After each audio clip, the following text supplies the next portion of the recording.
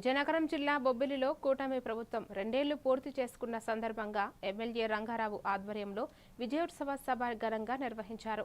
ఈ సందర్భంగా ఎమ్మెల్యేతో పాటు కూటమి నాయకులు రాష్ట్రంలో అమలు చేస్తున్న సంక్షేమ పథకాలు, అభివృద్ధి కార్యక్రమాలను వివరించారు। సీఎం చంద్రబాబు నాయకత్వంలో రాష్ట్రం అభివృద్ధి దిశగా పనిచేస్తోందని పేర్కొన్నారు। బొబ్బిలి నియోజకవర్గంలో గత 2 ఏళ్లలో సంక్షేమ పథకాల ద్వారా వందల కోట్ల రూపాయల లబ్ధి చేకూరగా 126.59 కోట్లతో 1219 అభివృద్ధి పనులు చేపట్టినట్లు తెలిపారు। కార్యక్రమంలో కూటమి నాయకులు, ప్రజాప్రతినిధులు, కార్యకర్తలు పెద్ద సంఖ్యలో పాల్గొన్నారు।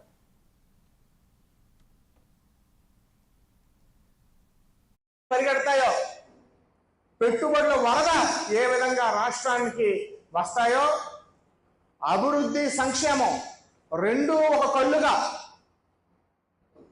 2014-24 మధ్యన